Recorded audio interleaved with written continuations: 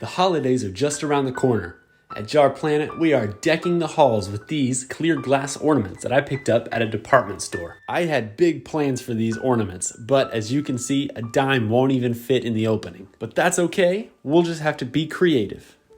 Almost everything going inside our ornament terrarium is wild things that I collected. The dirt in this terrarium is from my backyard. And this moss is left over from the Ozark Mountain Terrarium. You can find a link to that video in the top right corner.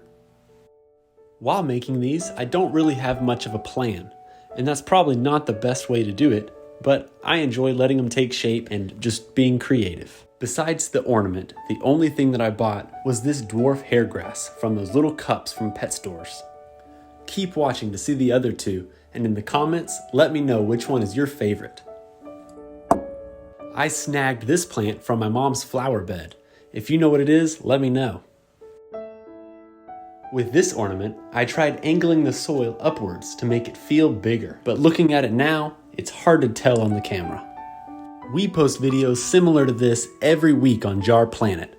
If you like what you see, be sure to hit the subscribe button.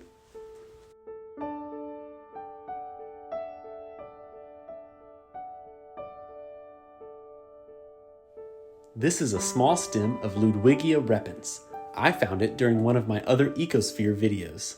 I'll be honest, I struggled the most on this one. I almost scrapped it completely and started over.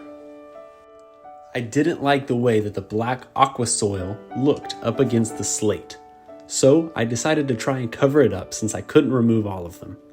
If you have any thoughts about this one, I would love to hear it.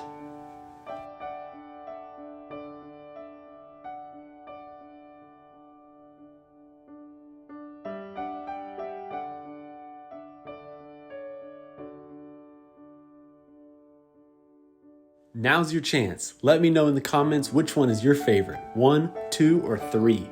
And if you like this video, I know you'll like this one next.